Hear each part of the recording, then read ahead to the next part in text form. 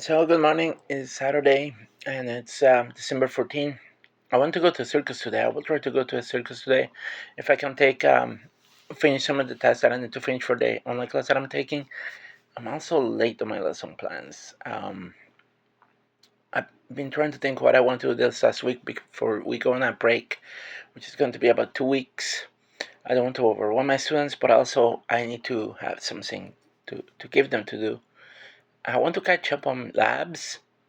I want to do 2 labs. I need to find a way to do more labs so that way they get the hours that they need for the regents. But at the same time, my classroom needs improvement. I'm not a fan of virtual labs, especially for chemistry.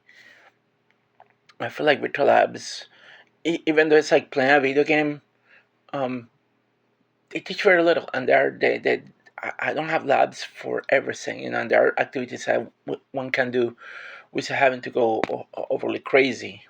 Um, the one thing that I have struggled is I find a book that I can follow for labs.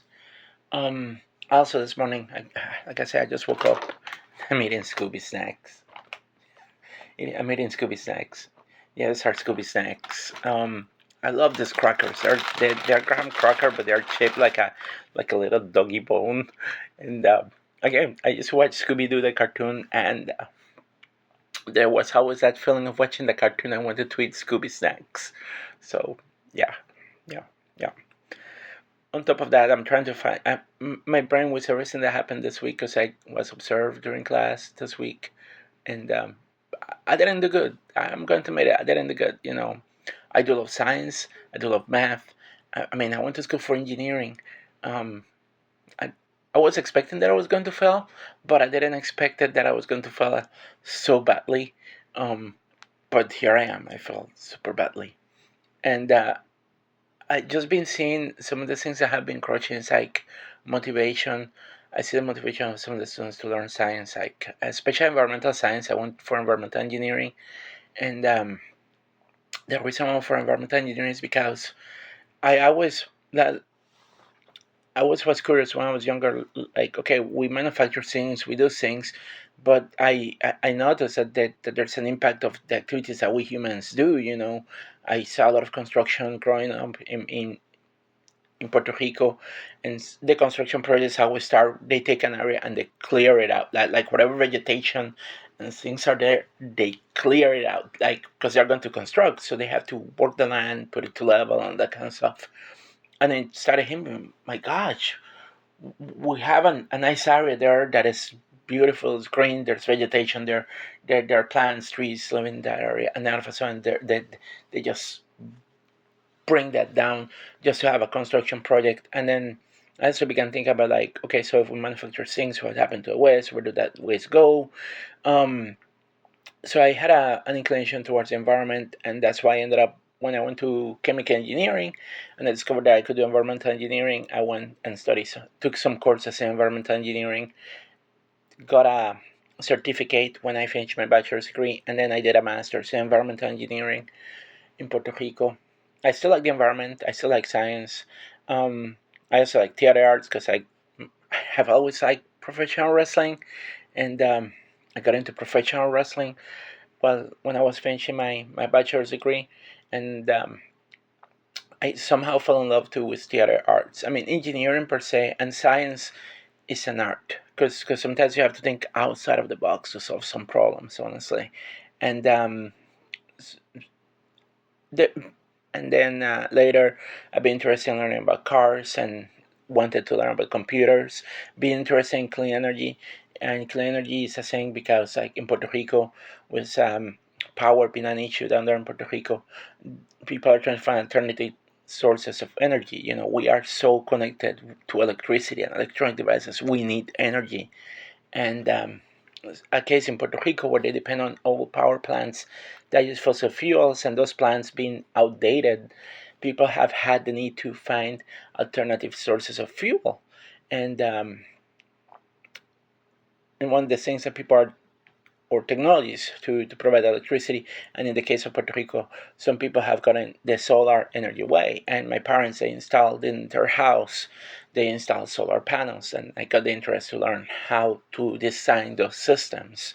I'm an engineer. I like learning how to design those systems. I'm pretty sure I can learn how to design those systems and build those systems, which is why I got into clean energy management. I was working in retail, but retail wasn't paying the bills, so that's why I decided to apply and to teach, and I got hired.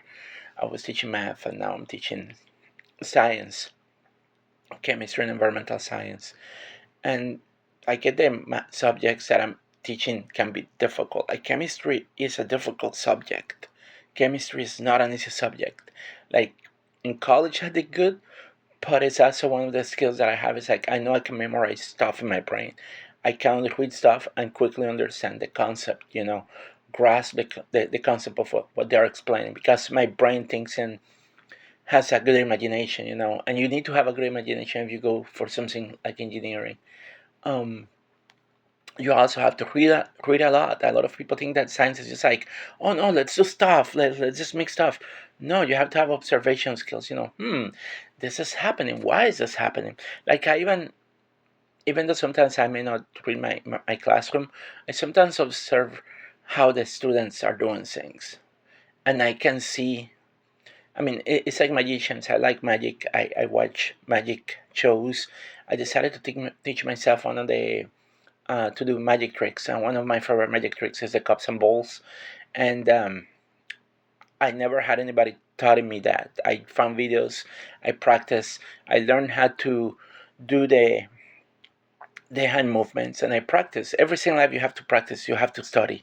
Nothing comes easy. Like this idea that things come easy, it's no. Um, So I practice and practice and practice until I learn how to do the same movements. And I've been watching routines and I've been creating my own routines. And I have posted video here because I found that fascinating. And there's a level of science doing that. Um, and again, with chemistry, there are certain things I understand that are not going to be easy. And you have to observe, you have to learn observation. That's something that to develop that you have to train your brain. And if you have no interest, or if you're just focused on other things, it's difficult for me to try to teach that. um Again, I observe things. I have gotten to a point that I like observing things, watching stuff, and that's how I develop my observation skills for science. um I have this cookie still in my hand. I'm talking with it. I cannot believe it. It's like a doggy bone. Um. Anyway, so yeah, and again, I've been also questioning me the way that I have to teach. I know they want me to teach in a specific way. Do now, mini lesson, work period, and then a closure, exit ticket. And I remember when I was younger, I in all honesty, I never had to do nows. I arrived to school in a specific way, sit down, and then my motivation, because I think also the motivation. How can I motivate the students? And I realized like I don't think I have the power to motivate. I mean, I can give a pep talk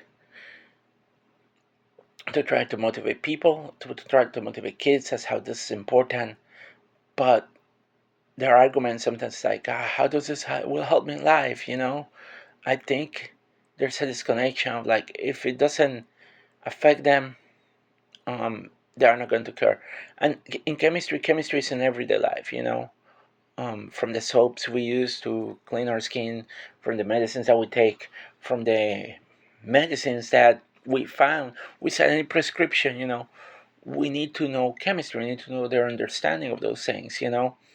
Um, but at the same time the motivation to want to know why are those things made, what make those things, what causes this to work this particular way. Even our cell phones, our cell phones, they use batteries. Batteries are chemicals, pretty much. They are made out of chemicals, and to understand batteries, how batteries work, is part of chemistry. And I'm debating to how can that be taught in a way that engages student. But also I realized, like, I remember when I was younger, my teachers didn't didn't try to engage me. I think when I was in high school in Puerto Rico, my decision to want to succeed and get a college education happened because of my own motivation. I didn't have a teacher motivating me to pursue X or Y path. Um, they did realize that I was good at certain things, and they told me to pursue engineering. But I also was in band too, so I have artistic endeavors too. And but they never, they never tried to force me into learning. My parents didn't have to force me to learn. I decided at one point that I wanted to learn, and I think it was a point when my cousins got in jail, and I had some cousins that, because of their decisions in life, they ended up going to jail. And at that point in time, when I found out about that, I made my own decision that I don't want to end up like them. I don't want to end up going to jail. So I decided to focus on my studies. I decided to focus on school. I decided to, I wanted to go to college. So I decided to make that happen. And not because of what my dad wanted, not because of what other people wanted me to do. It was because of what I wanted to do, because I didn't want to end up going to jail like my cousins at the time. So that motivation is what got me through high school. It's what got me through college. Although I made in college, it became one time it became frustrating for me to keep studying. I had my grades dropping to C. I've gotten C in some of my classes, and I remember the way that happened was because I was highly distracted. I wasn't focusing on what mattered. I was just like super distracted with everything around me. Um, which probably means that I had a problem with distractions. Um, and I think I do have ADHD. I took a survey with my mental health counselor, so it seems that I have ADHD. I mean, there was somebody that will look into my room. My room right now is a mess. Like this is the room that I have. I have totes. I have Yu-Gi-Oh cards in there. I have video games. I, I'm trying to organize things so I would their space, but I found myself having some difficulty trying to organize my room to be more organized than it needs to be. Um, it's clutter. I don't know how can I survive in life, honestly. My room is a clutter mess. Um, but um, but yeah, I got distracted in Puerto Rico in some of the classes that I took, and the sad part was that I ended up failing some classes. I had to repeat some classes too, but I graduated college with a bachelor's degree.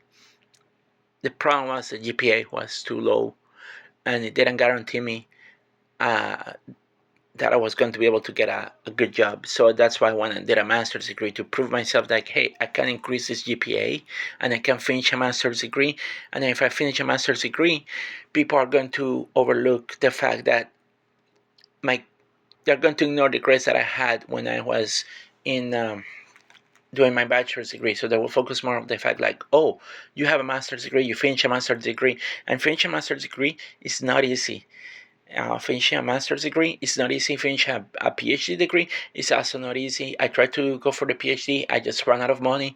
I couldn't finish. There's a part of me that wish I could finish the PhD. If I had the money back then, I would have done that. I would have focused on finishing the PhD, but I didn't have the money. And but I found other things to do. Like I studied theater arts. I finished an associate's in theater arts. Again, I like theater. I like performing arts. I finished a degree in accounting and business administration because I got interested in learning about accounting, and I'm pretty sure I will finish the degree in clean energy management. Even though my full time job right now is being a teacher, I do want to finish my degree in clean energy management because I'm the kind of person that once I start something, sometimes I want to finish it. Like I do want to finish my degree. I don't want to drop it because oh now I'm working as a teacher. I don't need that. No, I want to finish the degree that I'm going through because I really want to. I really that that area. Solar energy. I think that it has some good potential for a place like Puerto Rico, and I want to finish my degree in clean energy management because of that. Um, so yeah.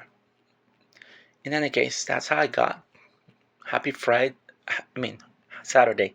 Happy Saturday, everybody. We'll see what happens today, and I'll see you at the next video. Bye.